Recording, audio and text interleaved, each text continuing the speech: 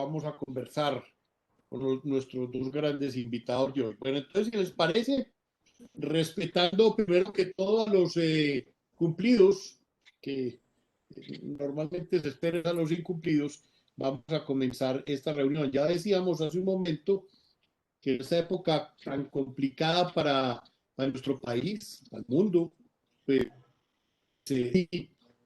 una reunión de un tema de estos tan diferente, con amigos, con compañeros, donde vamos a hablar positivamente de cosas que realmente nos sirven para que nuestra mente piense en otras cosas, se distraiga y construyamos sobre nosotros mismos y sobre la gente que nos rodea. Entonces, nuestros dos invitados, que son de lujo, que además son bolivarianos a cabalidad, voy a hacer una muy breve presentación de ellos porque pues, la mayoría los conocemos y si no, pues también los vamos a conocer hoy con lo que van a decir. Entonces, el doctor Emilio Alberto Restrepo, médico, egresado de la Universidad Pontificia Bolivariana, especialista en ginecobstetricia de la Universidad de Antioquia y en la paroscopia ginecológica del CES. Tiene más de 20 artículos de su especialidad, además de su parte pues, ya de literatura. Ha sido colaborador de los periódicos La Hoja, Cambio, El Mundo, Momento Médico, Universo Centro y Ficción La Revista.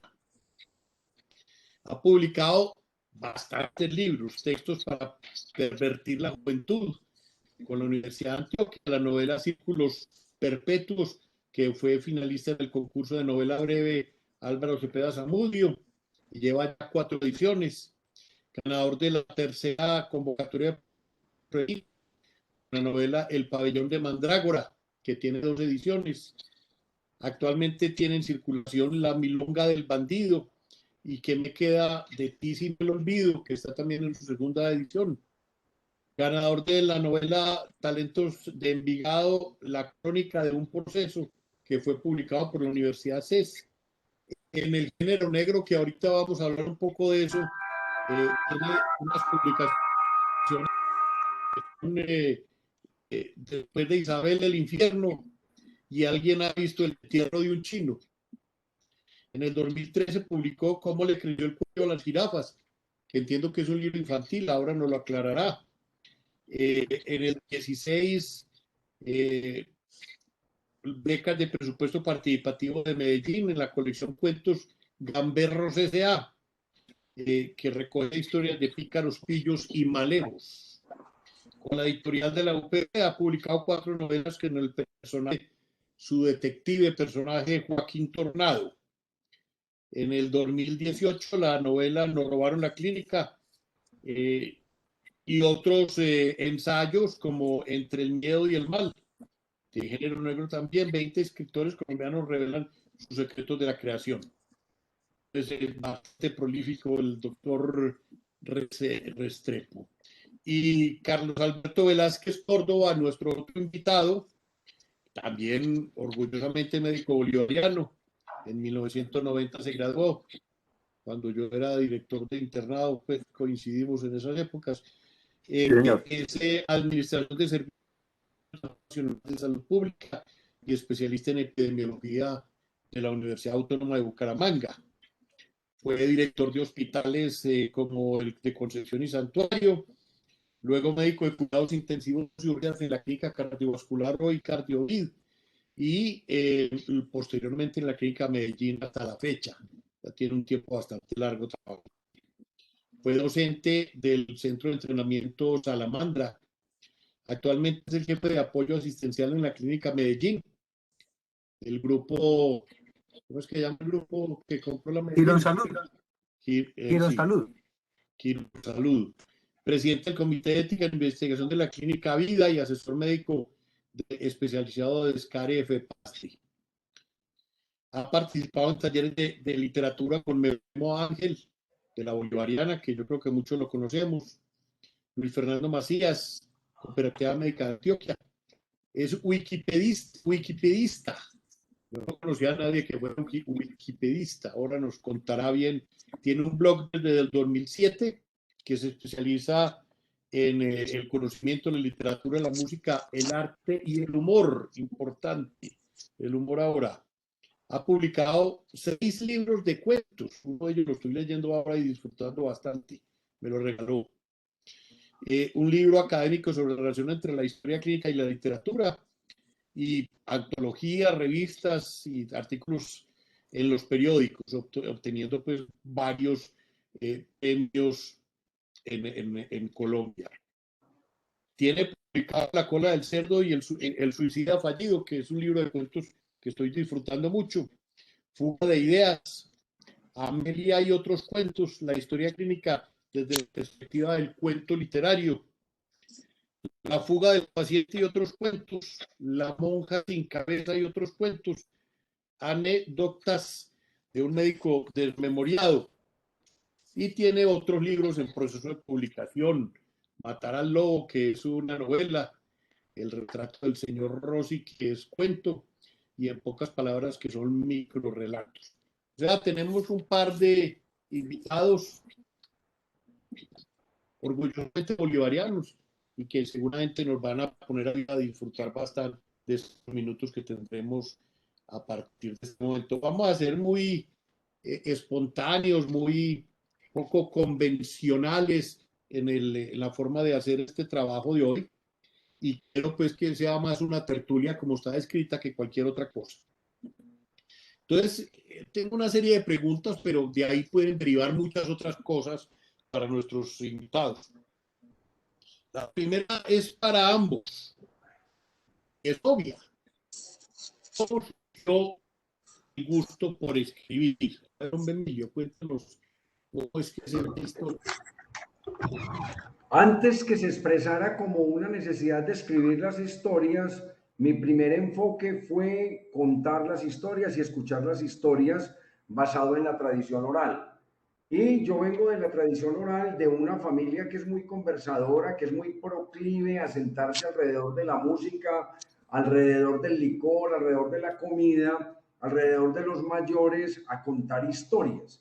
Y segundo, vengo de un barrio de clase media que es absolutamente conversador, que es Belén, donde las tertulias se armaban en la puerta de cada casa y en todas las esquinas se armaba una tertulia a son de nada, a son del partido, a son de chisme, al son de la última película que cada cual se vio, al son de nada, porque es que esas eran las opciones que había. Nosotros somos producto de los años 60, nosotros nacimos en los 60 y empezamos a tener conciencia a finales de los 60, principios de los 70, cuando no teníamos otros estímulos, mucho menos el internet, mucho menos la televisión, mucho menos, teníamos la conversación, el juego y la lectura.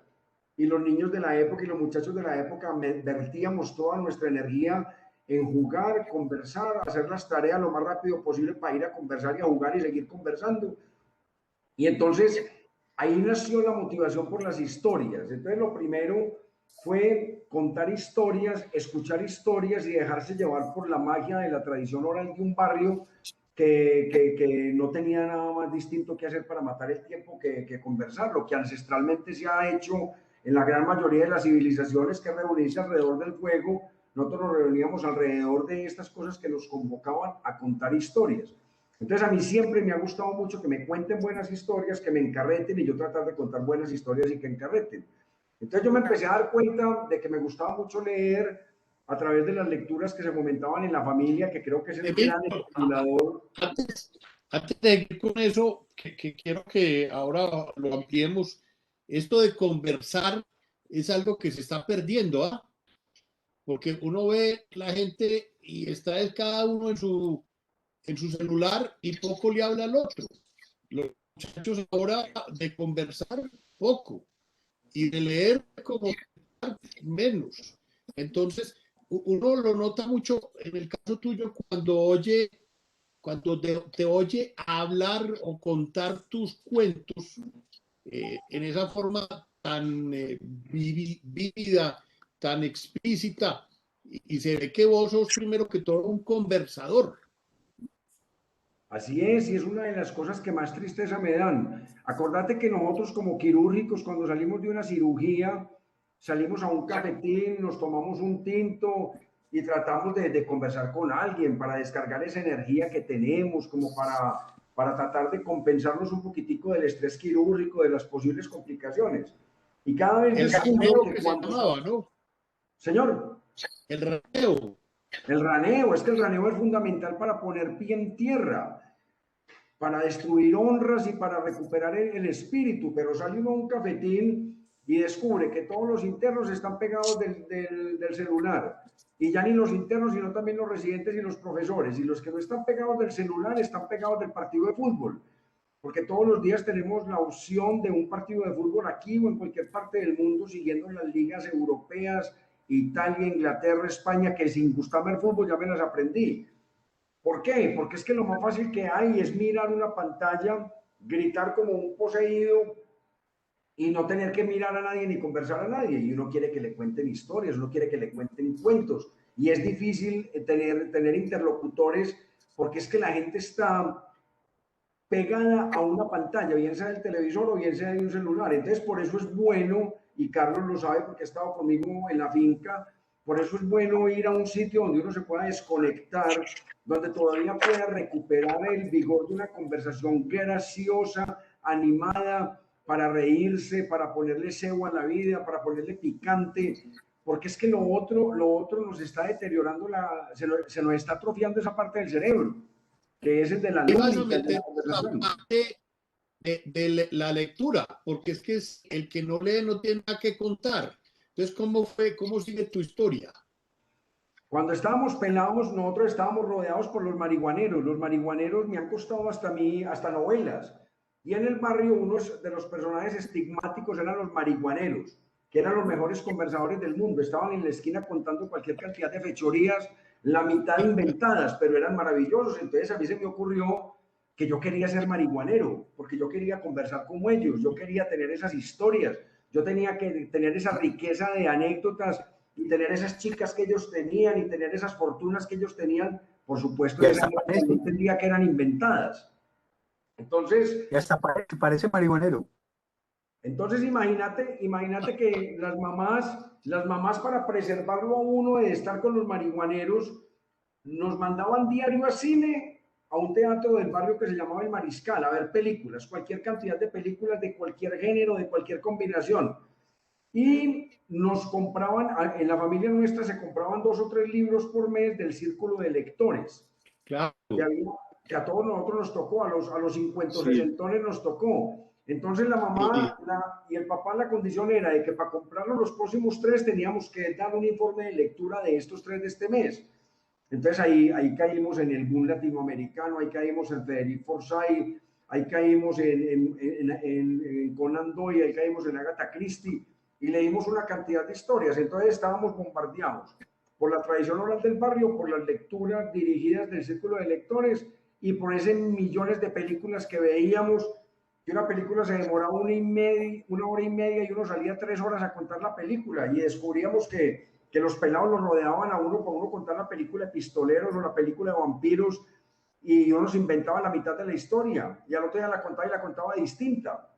Entonces, esa tradición oral. Y agregando partes propias. Claro, ¿no? Y el manejo de la distorsión en función del entretenimiento. Entonces uno ve que si una cosa le da resultado a uno y se le ríen, entonces uno exagera y uno le mete el picante y uno le combina de otras películas, y así empezamos básicamente a tener una relación con la tradición oral, con el hecho de contar historias y con el cine y la lectura. Bueno, Carlos, ¿y cómo fue el caso tuyo? ¿Cómo fuiste Sí. profundizando? ¿Cómo fuiste a dar a esto de escribir? Yo creo que es escribir cuando aprendí a escribir las primeras letras. Los humanos somos una especie que somos contadora de historias. Eso es lo que nos ha diferenciado siempre de cualquier animal. Yo siempre en Lo todas las malo es charlas que que eso de dicto, siempre pronto, pongo el ejemplo. que de pronto eso ya va a haber que hablarlo en pasado, porque cada vez menos somos contadores de No, historias. Como digamos. no, seguimos siendo contadores de historias. Lo que pasa es que ya se cuentan diferente a través de memes y de otras metodologías, pero somos una especie que tenemos la necesidad de contar historias. Si los perros, los gatos tuvieran la capacidad que nosotros tenemos de contar historias y de inventar el pasado y de tener una historia en común, a lo mejor los perros serían los que estarían en este momento con el poder sobre el planeta, porque nosotros solo tenemos la capacidad innata, genética y un gen, el FOS2P en el cromosoma 7, que establece que nosotros los humanos contemos historias. Y somos capaces de contar lo que nos pasó, lo que le pasó al abuelo, lo que le pasó al tatarabuelo y lo que le pasó a los primeros, al primer hombre. Es más, nos hemos inventado quién nos inventó, quién nos creó. Y eso es una cosa que tenemos genética. En mi caso, la historia, el amor por contar historias surge de que de cuatro cosas importantes, o tres cositas. Era feo, pobre y enclenque. Y entonces cuando uno no es el mejor futbolista, cuando uno no es el fuerte del grupo, cuando uno no es el macho alfa, uno tiene que sobresalir de alguna forma. Cuenta historia y enrede a la gente, vuélvase un culebrero. Las primeras historias, o sea, como es de bueno uno sentarse con los amigos a contar historias, lo que dice Emilio, una película de 1 hora, usted convertirla en 3 horas, usted veía un capítulo de cualquier cosa de Dick Tracy y usted con sus amigos imaginaba 20 finales diferentes. Usted narraba la Pantera Rosa. Entonces, yo creo que esa es una cosa que todos nos gusta comentar. De hecho, las redes sociales es eso.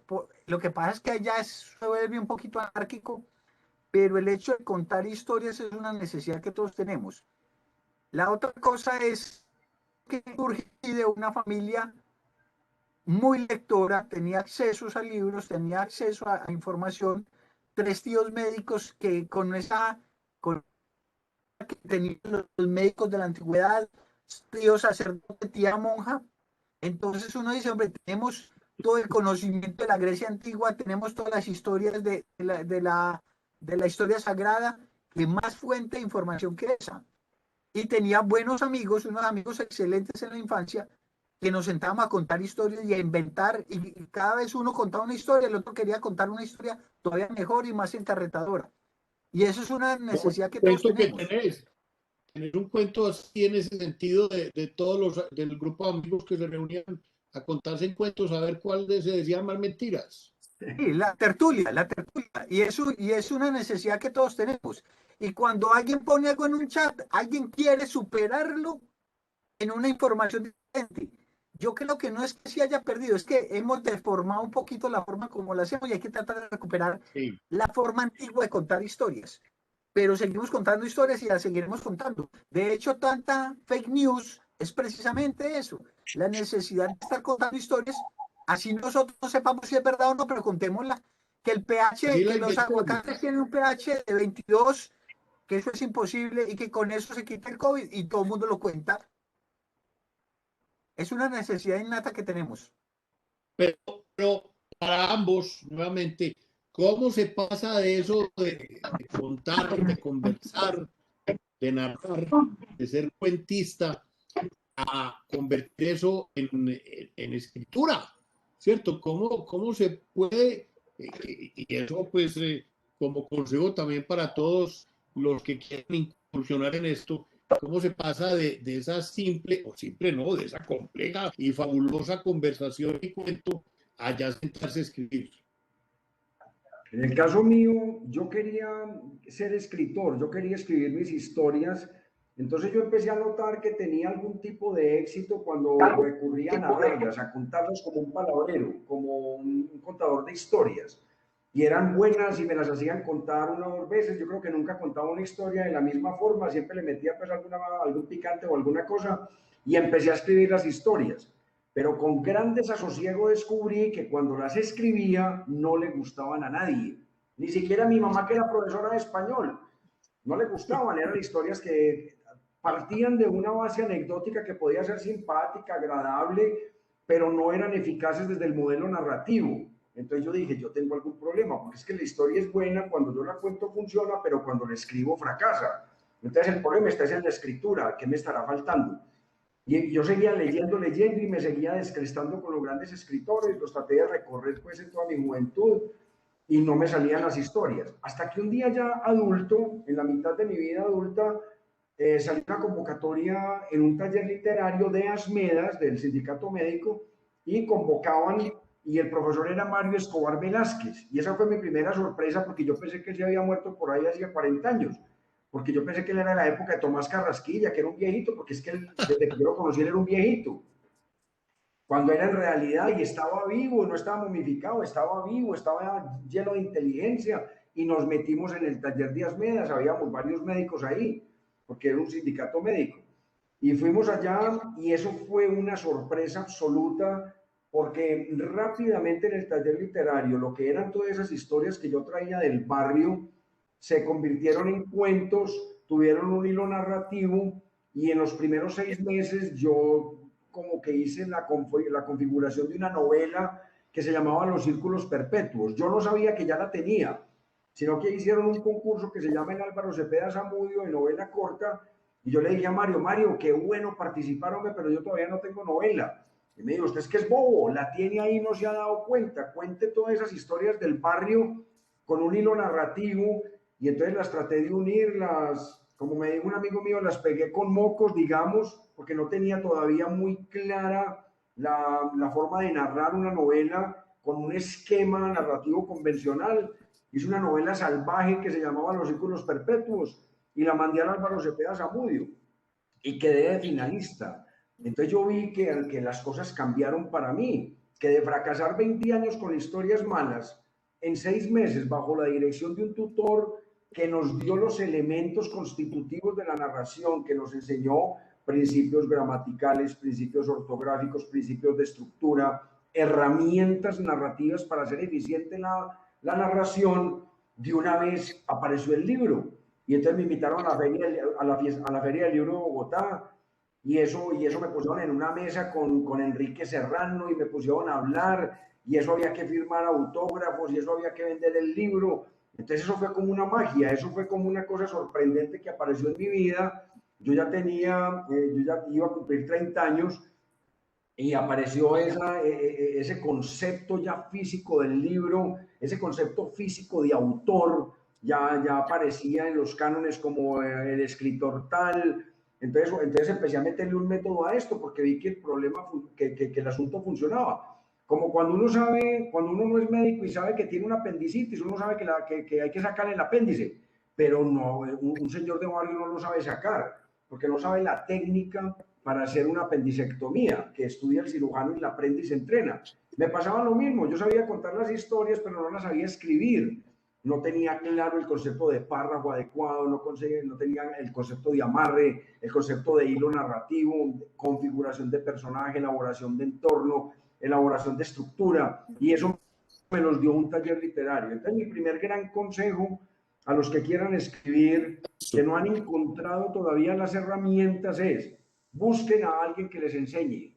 En mi caso me funcionó el taller literario. Yo creo que Carlos también es producto de un taller. Él ahorita nos contará su experiencia. Pero en el mío fue fundamental para pasar de esa oralidad al texto escrito y que sea digno y que se pueda mostrar.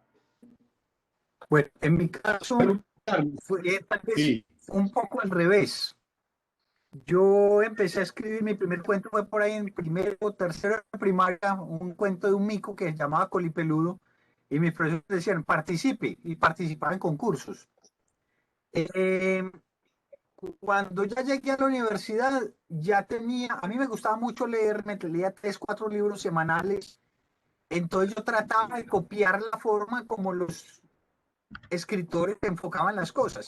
Entonces yo leía Edgar Allan Poe y yo decía, el final interesante para lo último, no voy a narrar ciertas cosas.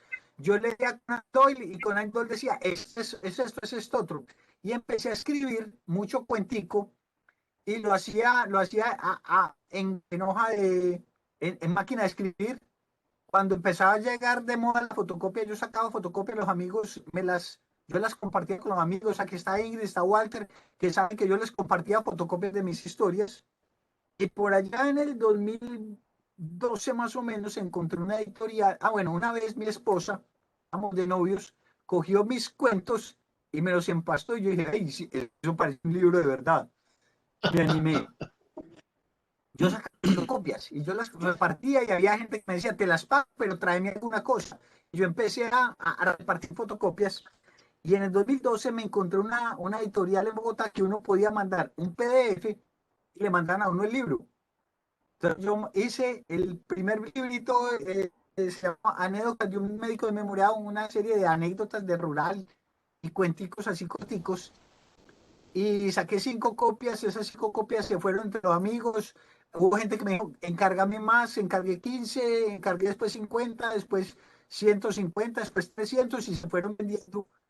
Pero tenía el mismo problema de Emilio. Yo decía, hombre, yo sé que me entienden, pero puede mejorar. El problema es que cuando uno escribe solo, no hay quien le corrija a uno.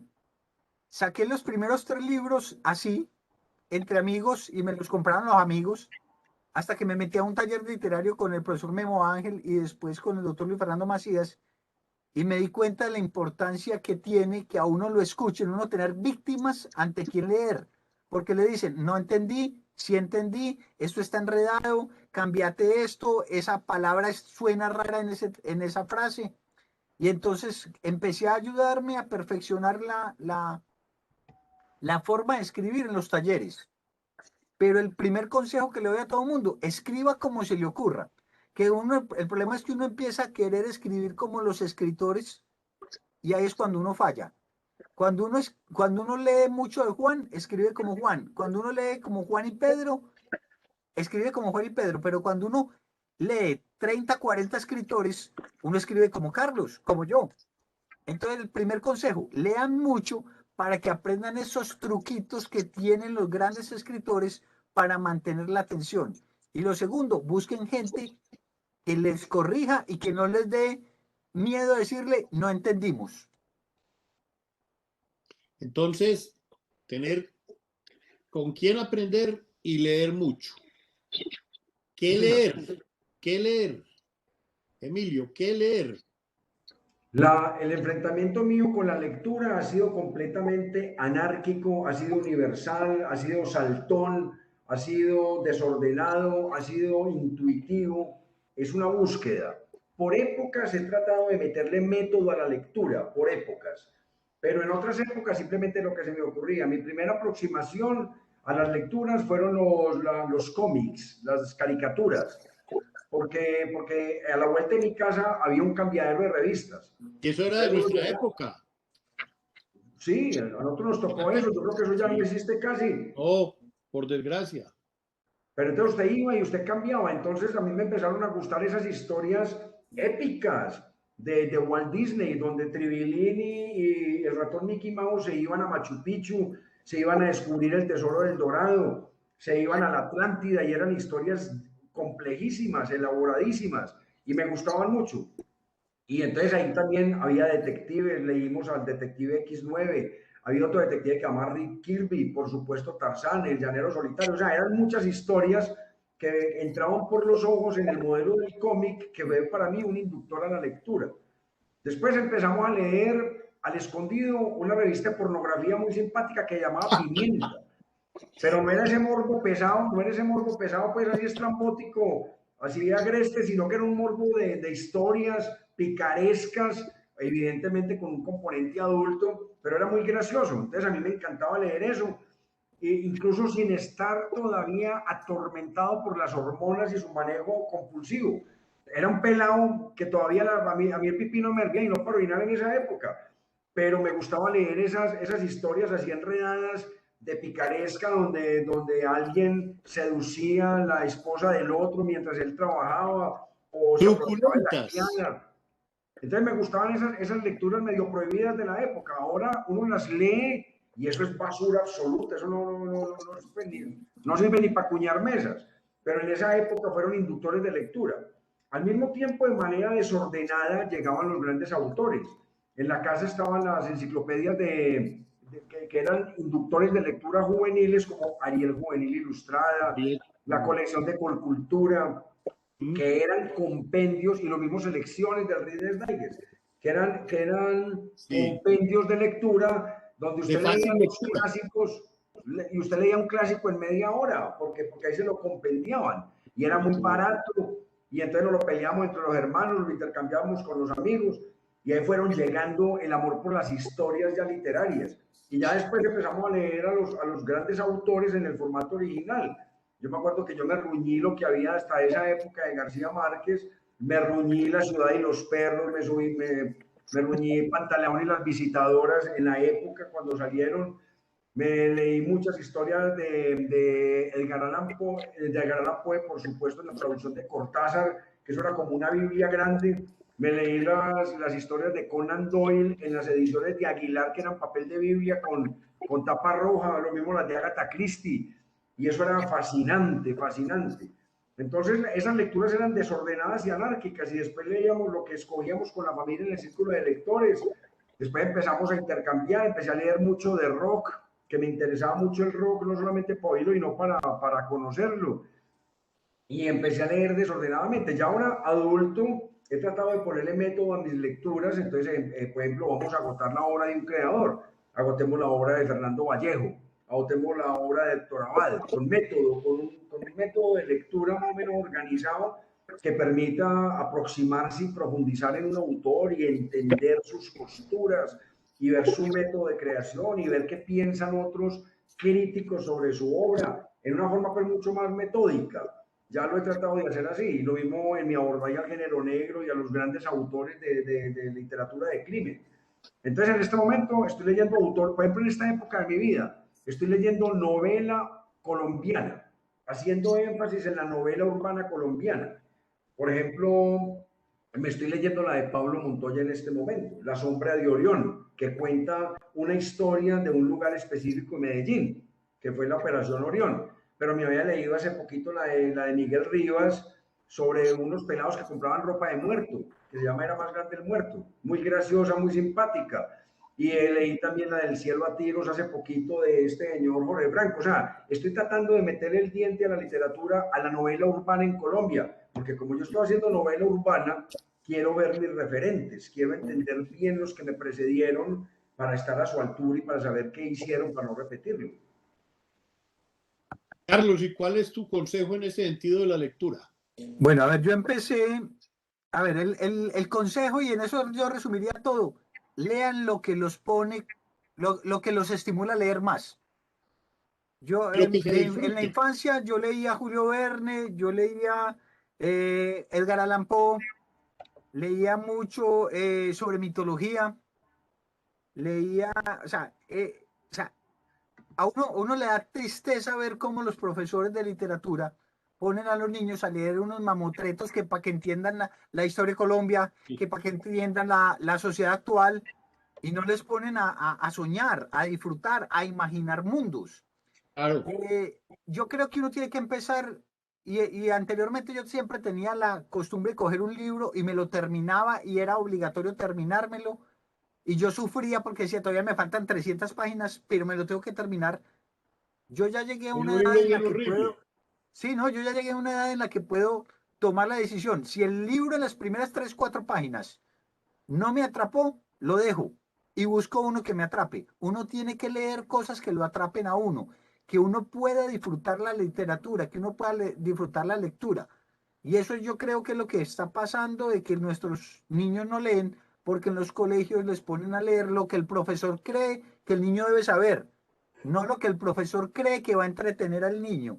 El primer Y está aquí contacto el con la gusto. literatura, el primer contacto con la literatura debe ser lúdico. Es a Sí. usted qué tipo de literatura lo disfruta. Si no lo disfruta, déjelo.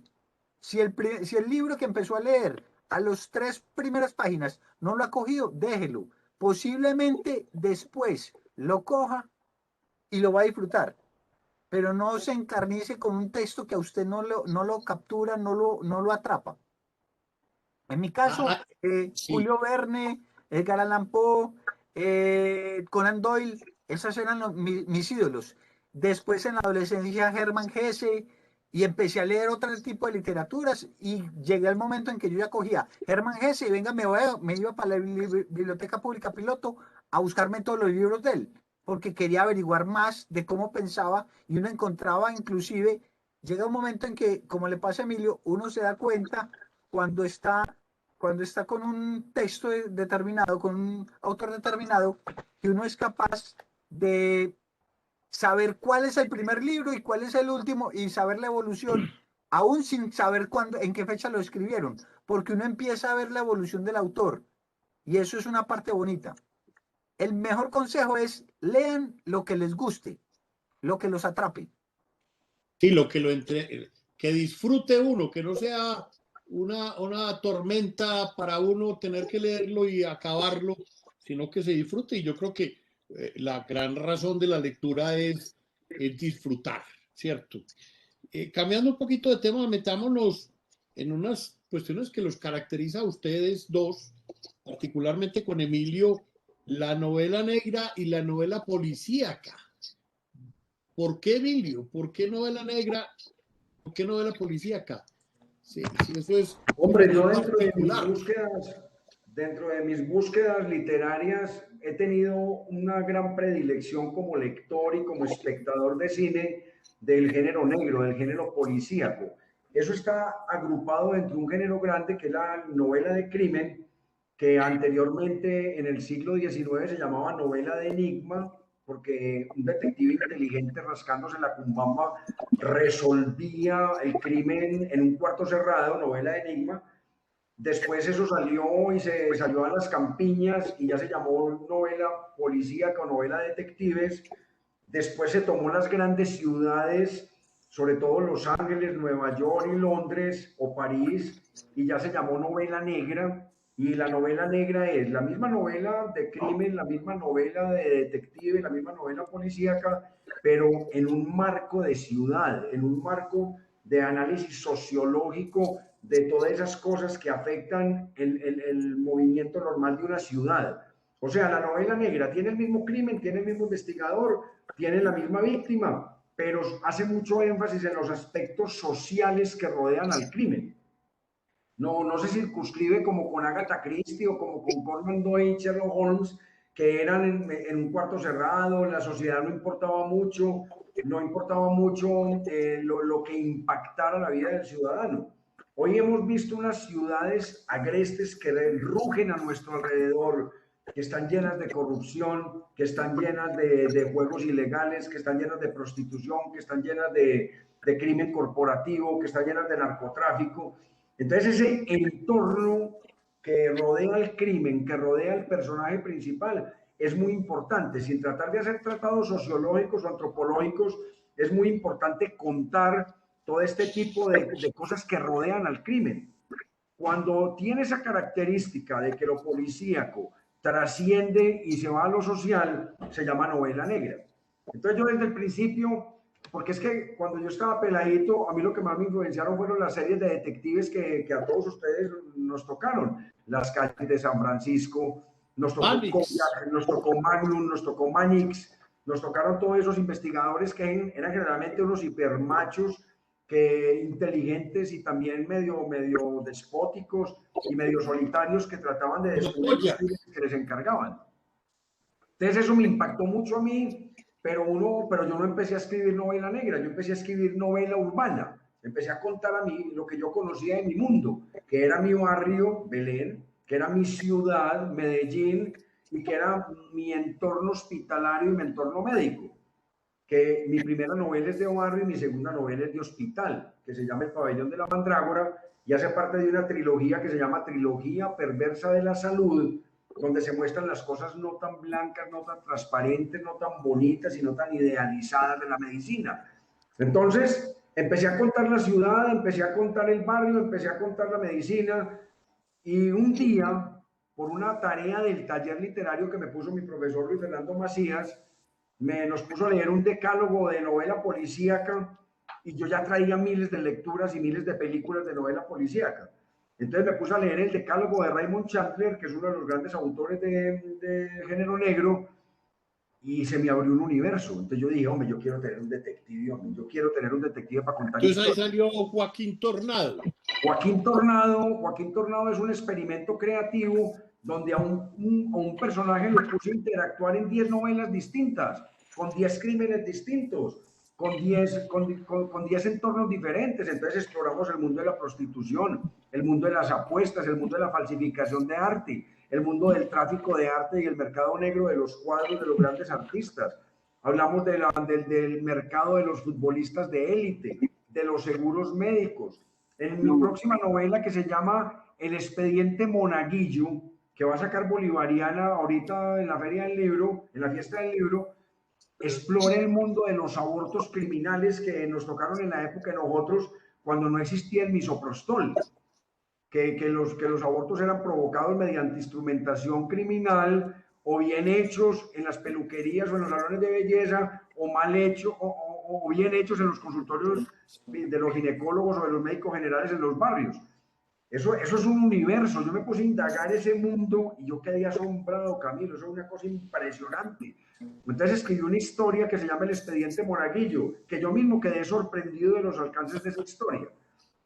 Entonces, de ahí sale mi apetencia por el crimen. Entonces yo, una de las líneas de trabajo que tengo es la literatura criminal, la literatura de crimen, pero haciendo no apología del crimen y no lenguaje sicarial, no sicaresca, sino trato de utilizar, mediante las herramientas de una buena literatura, trato de hacer un personaje, buena literatura y sobre todo literatura de entretenimiento, pero que esté bien escrita, que es uno de los requisitos que nos pone Bolivariana. Usted como dirigente de Bolivariana y como egresado bolivariano sabe que Bolivariana es muy exigente en la parte académica. Lo mismo en la editorial. La editorial nos exige que sea literatura de buena calidad literaria, respetuosa, que no haga apología del crimen, pero que cuente sin miedo la historia de la ciudad, la historia de la maldad que nos rodea. Entonces, una de mis líneas de trabajo es la línea negra, el género negro de la literatura de crimen. Si quiere, para dejar hablar a Carlos, ahorita le cuento las otras líneas de trabajo. Muy bien, hombre, Emilio. Carlos, el cuento. ¿Qué es el cuento? ¿Cómo se hace cuento? El cuento, a ver, para ponerlo en palabras muy simples, es cualquier cosa que se pueda contar. Así de sencillo. Tiene un inicio, un nudo y un desenlace. Punto. Cualquier cosa que uno pueda contar es un cuento. Entonces, eso es lo que nos diferencia de la novela. Yo no soy novelista, soy un contador de historias. A mí me gusta contar la historia, mientras que Víctor Hugo hizo una novela grandísima hablando de Jean Valjean, Cosette, Fantine, etc. A mí me gusta contar el cuentico, cómo Javert encontró a Thénardier, o cómo Fantine hizo tal cosa. El cuento, a mí me parece, o sea, es un género que generalmente se ha desprestigiado frente a la novela. La gente dice, usted es novelista y todo el mundo hace así, usted cuenta cuentos. Ah, no, ya, es un echador de cuentos. Pero eso es lo que me gusta, porque el cuento es llevar a la persona a través de una historia y no dejarlo perder. En la novela es un concepto muy personal. En la novela uno puede dejar que las personas divaguen, se vayan para un lado y para otro. Esta Pilar, se me olvida el apellido en estos días, que ganó el premio de Pilar Quintana, dice que mientras que el cuento es la historia de un asesinato, la novela es la vida del asesino. A mí me gusta contar lo que se pueda contar, hechos, cosas puntuales. Pasó esto fue lo que pasó. Emilio explora un poquito más es los personajes a los que les pasó la historia. Esa es la diferencia entre el cuento y la novela. Y a mí me gusta más contar las cosas que pasaron. Cuando a mí me atracan es más fácil contar cómo fue que me atracaron que contar la vida del atracador. Pero eso va en gustos. No, y son dos cosas completamente diferentes. Lo bueno del cuento es que son como cápsulas que uno lee en un momentico y le quedó una cosa muy simpática y muy importante. La novela es otra inversión diferente, pero creo que ni una ni la otra son superiores o inferiores, son cuestiones diferentes. Porque es que Emilio también escribe cuentos. Y muy buenos. Sí, por supuesto. Y además, como decía hace un rato, no solamente lo escribe, sino que los lee. y en la lectura de tus cuentos se disfruta mucho. ¿Qué es para vos el cuento? El cuento, yo tengo las dos líneas de trabajo, también manejo la crónica, pues y también manejo el ensayo literario, pero el cuento me gusta mucho y la novela me gusta mucho. El cuento, cuando no tengo el desarrollo de un personaje fuerte, porque la novela es el desarrollo de las acciones de un personaje a través de un largo recorrer por una serie de historias, porque es que la diferencia entre el cuento y la novela es ese. El cuento tiene un personaje único, tiene una anécdota única, tiene un entorno único y tiene una filosofía única. Cuando usted un cuento le mete más de 2 o 3 personajes, o le mete más de 2 o 3 historias, o le mete más de 2 o 3 entornos, o le mete más de 2 o 3 filosofías, el cuento fracasa. Entonces, cuando yo veo que tengo una historia redonda, o que puedo dejar abierta, pero el personaje es único, tengo una sola cosa que contar, y creo que es de corta extensión, tomo la decisión de meterlo en un cuento. Pero cuando yo veo, y me gusta mucho esa posibilidad, que me puedo expandir, porque yo soy de largo aliento, mire que yo empiezo a hablar y a veces no paro, pero yo soy de largo aliento. Entonces, cuando yo veo que tengo un personaje que tiene una caracterización moral, física, de acciones muy compleja, como puede ser Joaquín Tornado, Joaquín Tornado lo meto en unas historias escabrosas, se mete por un lado y sale por otro, interactúa con varios personajes. En una misma novela hay una historia grande y otras 2 o 3 subhistorias pequeñas que la alimentan. Entonces el espacio natural de ese en concreto sería la novela. Entonces es una cuestión de decisión y eso es lo que yo le agradezco al taller literario, haberme hecho entender la diferencia entre los géneros para poder tomar decisiones adecuadas. Para saber si me meto en un género o me meto en otro. Entonces yo hago los dos. Precisamente me acaba de llegar y estoy feliz porque me acaba de llegar la maqueta de lo que va a ser mi próximo libro que sale dentro de 15 días, que se llama Un hombre solo y mal acompañado, que es una colección de cuentos que me gané un concurso en Envigado y me apoyaron en el libro. Entonces la librería Gramata se convirtió ya en editorial y voy a hacer uno de los experimentos de la librería Gramata para sacar ese libro, pero le tengo toda la fe del mundo. ¿Por qué? Porque encontré un personaje muy poderoso y me encontré 8 historias muy poderosas, cada uno merecedora de un cuento por aparte. Entonces es la historia de un neurótico que en el encierro por la pandemia se encuentra enfrentado a lo peor de la naturaleza humana y se encuentra enfrentado a su propia condición humana. ¿Por qué? Porque él trabajaba todo el día como dibujante en una empresa y tenía mucho trabajo. Cuando llegó la pandemia y le tocó encerrarse, descubrió que estaba encerrado en la casa todo el día y que se estaba enloqueciendo.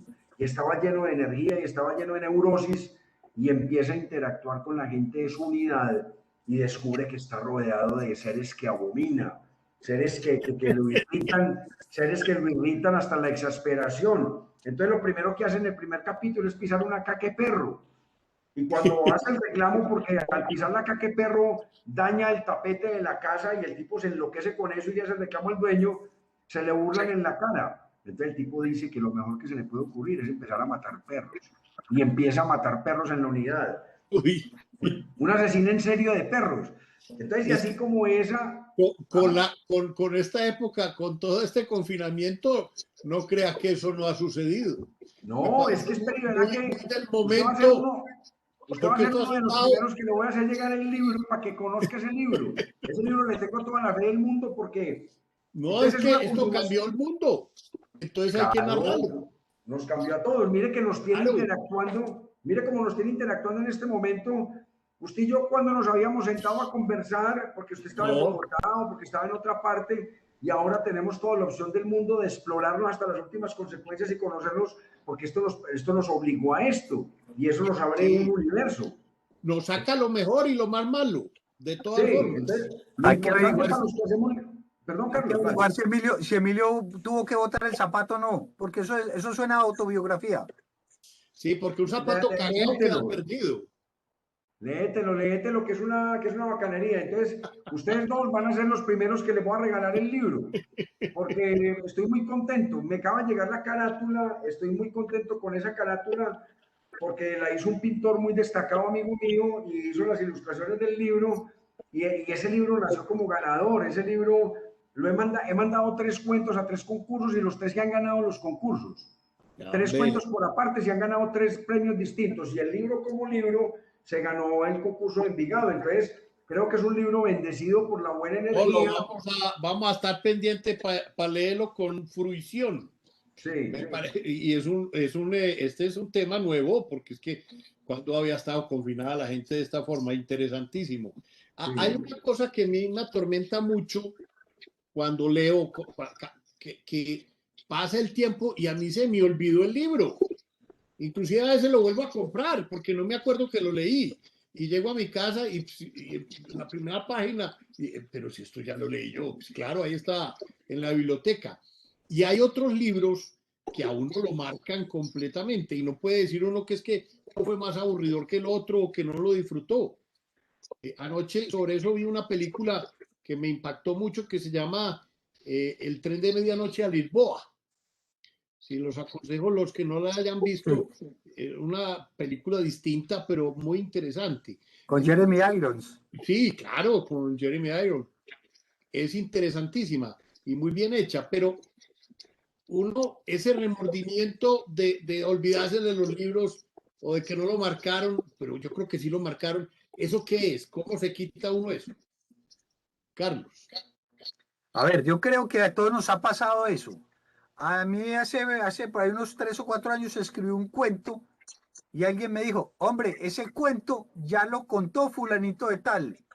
Y fui lo busqué y yo decía, Dios mío, esto de verdad, yo ya lo había leído, quedó en mi inconsciente. Yo lo leí por ahí cuando tenía 13, 14 años. Quedó en mi inconsciente y a los 45 escribí el cuento. Eso se queda. Todos esos aprendizajes van quedando. Es lo que, por ejemplo, en educación los profesores llaman se me olvida la palabra, el oculto, el currículum oculto. Y es que hay ciertas cosas que puede que uno no le pare muchas bolas, pero van dejando huella adentro. Y posiblemente uno no se acuerde que lo leyó con las palabras, pero tarde que temprano eso se recuerda. La función de o el ideal para uno como escritor es que ojalá siempre que se acuerden de los libros de uno, pero uno no puede siempre lograr que se acuerden de los textos de uno. Habrá unos textos tan magníficos que quedan a través de los años y incluso de generaciones. Habrá otros que simplemente quedan como una idea vaga de lo que alguna vez se leyó.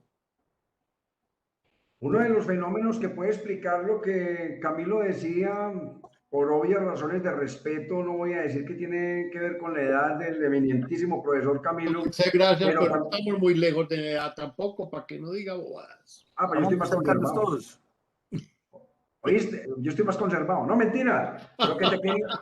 Lo que te quería decir es que ahora la lectura y la literatura tienen que competir contra formas de expresión artísticas mucho más eficientes. Usted se ve una película y usted pasivamente no tiene que pensar, ella le entra por los ojos y por los oídos. No tiene que imaginarse nada. Nada. Entonces, como estamos bombardeados de métodos que están diseñados para impactar rápida y eficientemente los sentidos, los que hay que hacer un poquitico más de esfuerzo, si no los hacemos en las condiciones adecuadas, no impactan tanto porque no entran tanto. Póngase a pensar y verá que usted se pone a leer ya por la noche cuando está cansado de todo un día de trabajo, usted se sienta bien cómodo y termina a punto de desnucarse, tratando de contener el sueño. Entonces usted se lee el libro, lo cierra, lo termina, tiene una idea grande de qué pasó en ese libro, pero olvida los detalles porque usted pasó peleando contra el sueño, porque se pone a leerlo a las 7, 8 de la noche, después de un día de estar bombardeado por noticias, bombardeado por encierro, bombardeado por problemas. Entonces usted se le mete a la lectura casi que como un inductor del sueño. Entonces esa lectura impacta poquito, como si impactan las películas que son están hechas por diseñadores de la información que le saben entrar de una vez a la corteza e impactarla muy rápidamente. Entonces la lectura tiene que competir con eso. Si fuéramos a que los libros no se nos olvidaran, tendríamos que sentarnos bañaditos a las 8 de la mañana, recién levantados, con un buen tinto y a leer de 8 a 11 de la mañana, que estamos completamente alertas. Ahí le garantizo a Camilo que no se le olvida ningún libro. Pero si usted se pone a leer a las 9 de la noche, cansado, va a dormir la mitad del libro. Pero al mismo tiempo, y eso se lo aconsejo yo mucho a los estudiantes, ese leer antes de acostar o antes de dormirse es un placer inaudito, porque usted logra cambiar la mente de todos los problemas que tiene y que ha tenido durante el día y meterse en otra cosa que es como un bálsamo que lo cambia de emisora. A mí, yo lo que leo por la noche se me olvida igual que lo del día, pero en cambio me deja un sabor diferente para uno relajar de toda la problemática del día. Es que yo creo que la lectura tiene que ser eso, que uno disfrute y que lo ponga en otra dimensión, que Eso me hizo no lo haga acordar, eso con las películas. eso me hizo acordar un médico bolivariano que una vez me compró un libro. Alguien le había dicho que mis libros eran entretenidos. Entonces era el primer libro mío. ¿Qué libro tenés ahora? Entonces yo tenía Crónica de un proceso, que es un libro que yo tengo pequeñito que me publicó el CES. Cuando a los 15 días me lo encuentro y me dice, ¿cómo te fue con el libro? Le dije yo, y me dijo, no, ese libro es una bacanería, hermano, ese libro me cambió a mí la vida. Y yo todo contento, sí, no jodas, así te gustó. Y me dijo, no, era que tenía un insomnio el hijo de pucha. Y cogí ese libro y se me quitó el insomnio. No, pero qué amigo importantísimo. Me hizo acordar de que con ese libro se dormía muy fácil porque se aburría leyéndolo, porque se aburría. Horrible. Pero no, entonces yo entiendo que la lectura tiene que tener la lectura formadora tiene que tener su espacio. La lectura narcotizante o la lectura terapéutica y sanadora para el cansancio también es eficiente. Yo me pongo a leer unas entrevistas y a los 2 minutos estoy dormido. Pero cuando quiero leer un libro que me interesa, yo no lo leo en la cama en mi tableta, porque con seguridad que me quedo dormido. Lo leo a las 8 de la mañana, bañadito, y con un buen tinto, y ese sí no me vuelvo a olvidar nunca. Simplemente hay una higiene de la lectura.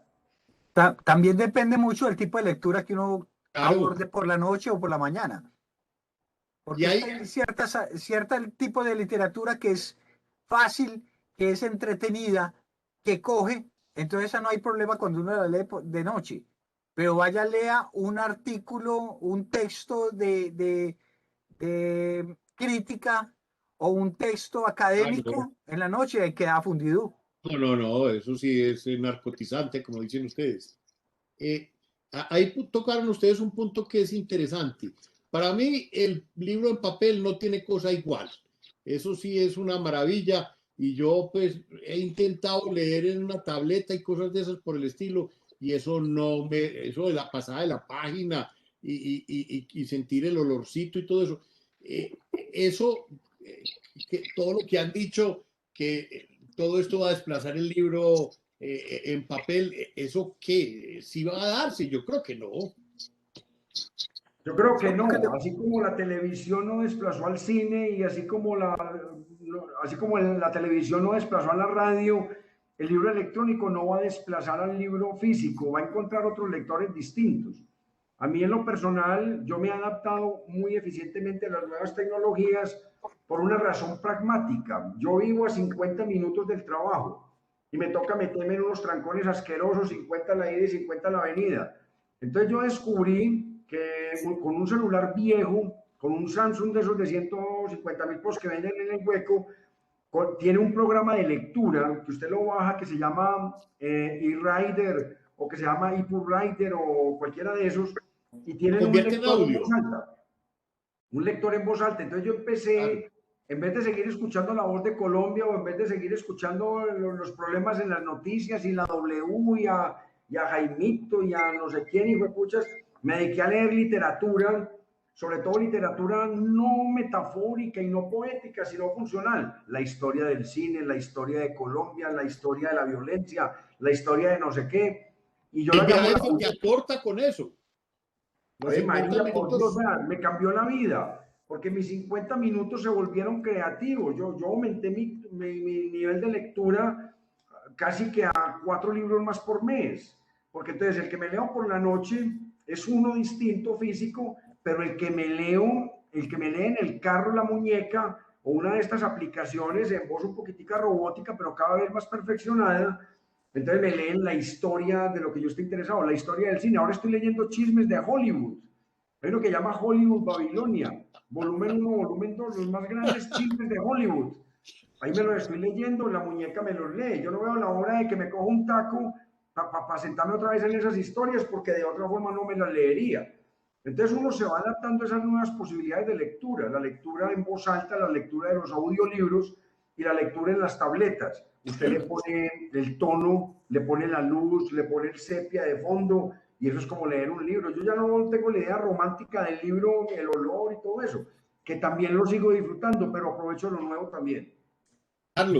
Yo, yo también uso mucho esa técnica para leer libros que no alcanzo a leer, pero hay una cosa importante y es que cuando uno lee y utiliza manos y utiliza la parte visual, recuerda más fácil lo que leyó que claro, cuando lo hace por medio virtual. Eso estaba en la parte de arriba de la página, cosas así por el estilo. Yo recuerdo a un compañero de Bolivariana, voy a decir el nombre, Mauricio Lema. Uno le preguntaba algo a Mauricio Lema, él cerraba los ojos y hacía así, y decía, eso está en la página tal, en la parte derecha, en el cuadrito de abajo. Cuando uno tiene visualmente establecido lo que va leyendo, miren que es muy fácil cuando uno lee un libro y quiere buscar una parte, uno dice, está más o menos en tal parte, y busca instintivamente el lugar exacto donde está lo que usted leyó. Con el problema de la virtualidad, se pierde esa función espacial. Entonces dejamos de utilizar el área motora y el área visual como metodología de aprendizaje. Se supone, los que son profesores lo saben, que mientras más áreas de la corteza cerebral se junten en un aprendizaje, más probabilidad hay de que haya uniones sinápticas con ese conocimiento. Cuando uno lo lee en una tableta, siempre está básicamente en el mismo lado. Uno no sabe en qué parte del libro, si está al principio o al final, el texto que uno quiere volver a buscar. Cuando uno lo lee en físico, tiene esa ventaja.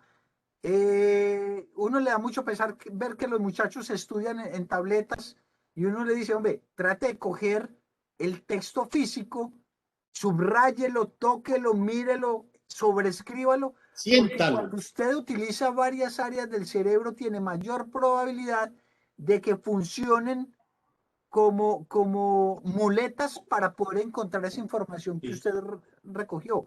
Cuando lo hace virtual no, se pierden esos apoyos de otras áreas del cerebro que le ayudan a uno a reconocer y a recordar cosas.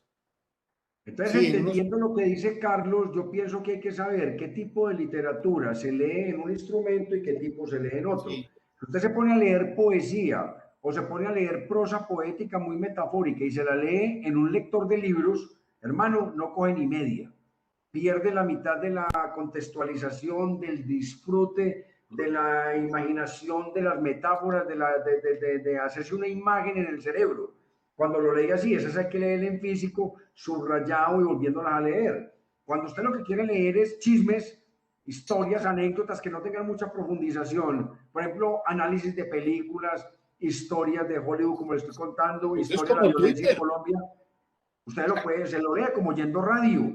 Y en el radio nosotros también aprendíamos y no estábamos subrayando, ni estábamos haciendo el cuadrito aquel que es muy esquemático y muy pedagógico. Pero cada especialización de la literatura tendría su forma de entonces hay que entender qué lee uno por un lado y qué lee otro por otro lado. ¿Y para qué lo lee? Sí. Uno, yo creo que con el libro físico uno está leyendo como con todo el cuerpo. Y eso tiene un valor especial. Carlos, ahorita en la presentación yo decía que no conocía a nadie que fuera wikipedista. Contanos a ver de eso. Ven, eso fue una cosa, hace muchos años el hijo mío tenía que sacar la biografía de Simón Bolívar.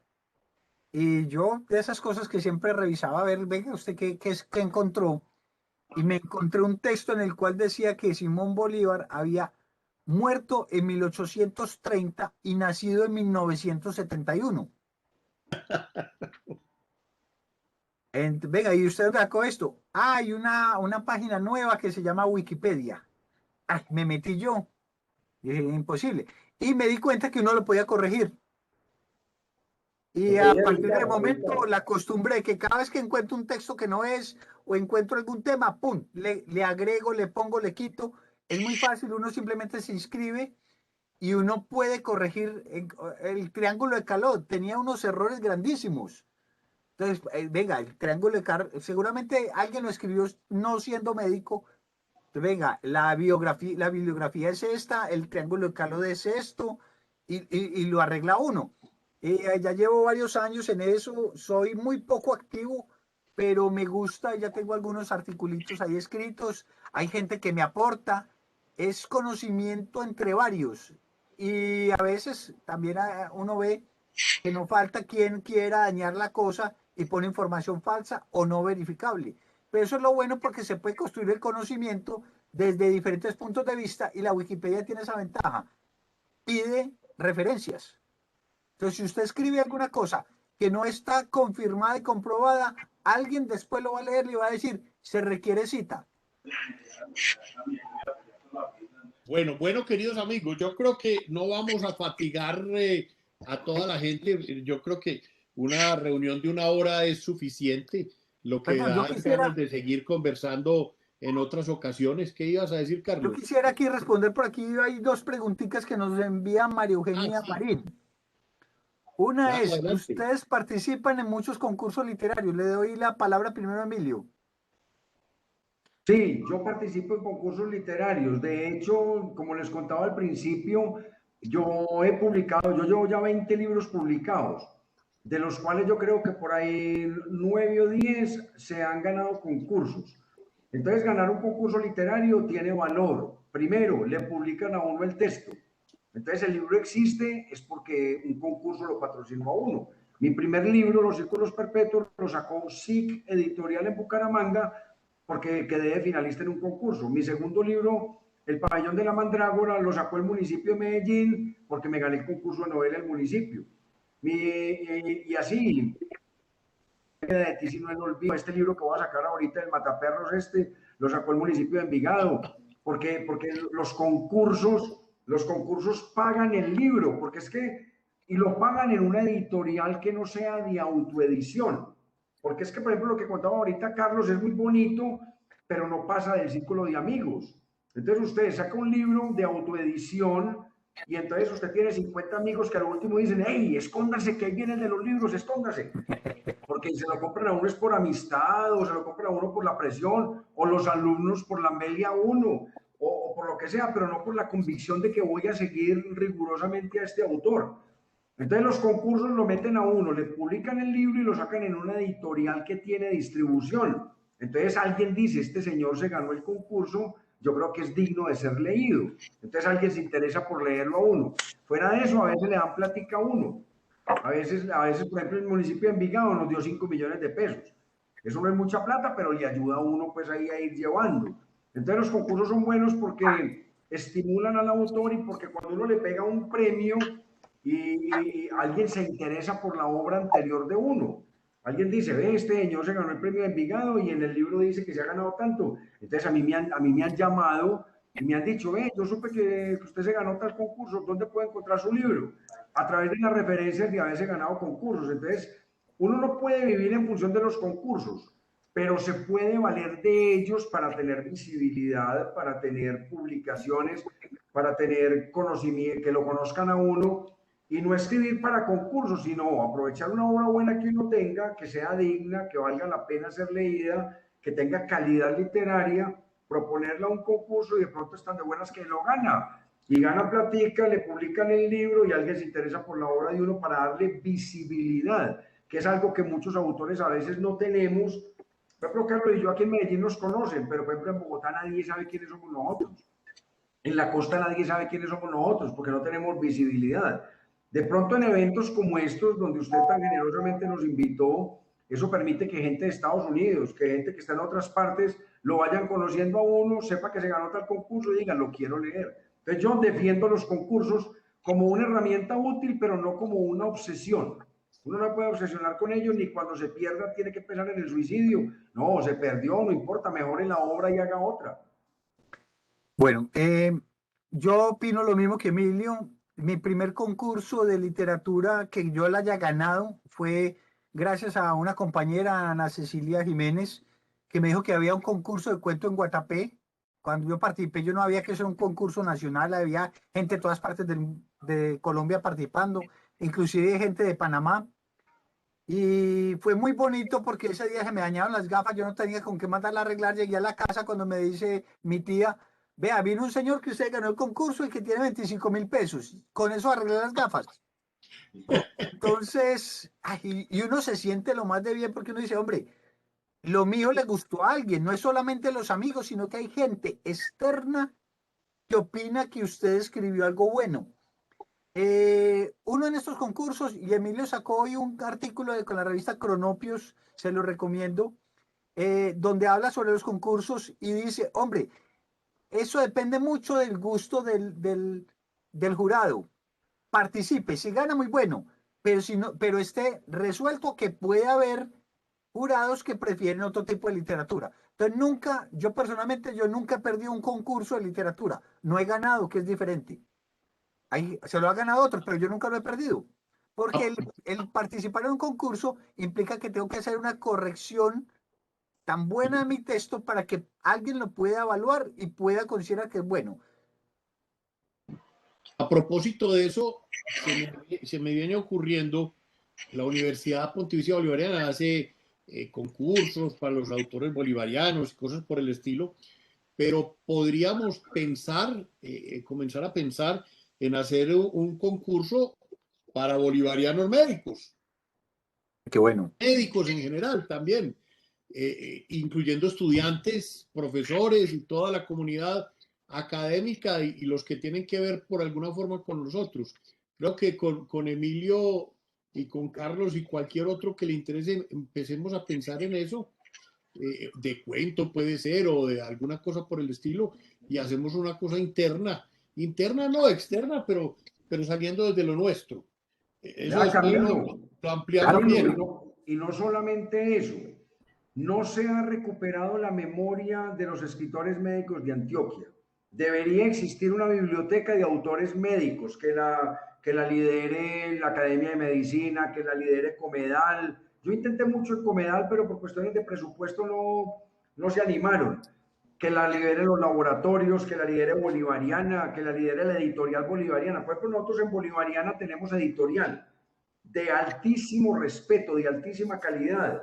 Usted que es un líder académico, usted podría dirigir, liderar una biblioteca de autores médicos antioqueños, donde saquen 4 números por año y hagamos historia, donde dentro de 20 años Puede estar existan... originado en estos concursos inclusive.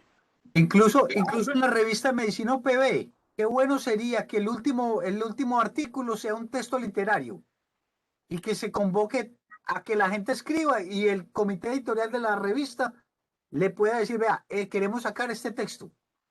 Bueno, eso nos ponemos a conversarlo ya, y vemos a ver cómo sacamos adelante estas ideas. Hay una última pregunta de que si de escribir se vive, que si ustedes, si no fueran solamente médicos, vivirían de esto. Muy breve, porque creo que ya es tiempo de ir terminando para no fatigar a la gente. No se No, vive. los únicos que viven en Colombia en la literatura son Héctor Abad, García Márquez, Fernando Vallejo y Juan Gabriel Vázquez y Jorge Franco. El resto somos camelladores que tenemos que llevar el mercado a la casa. Afortunadamente, la literatura, en el caso mío, ha sido catártica, ha sido sanadora, ha sido Sí, terapéutica. más por ese lado que otro. Sí, o sea, yo puede que haya ganado plata con literatura, porque yo me he ganado concursos que tienen buenos premios, porque yo he vendido, por ejemplo, en el de la clínica y nos robaron la clínica, nosotros vendimos 5.000 ejemplares y eso da alguna... Es más el disfrute que Pero es más el hecho disfrute y lo económico. catártico.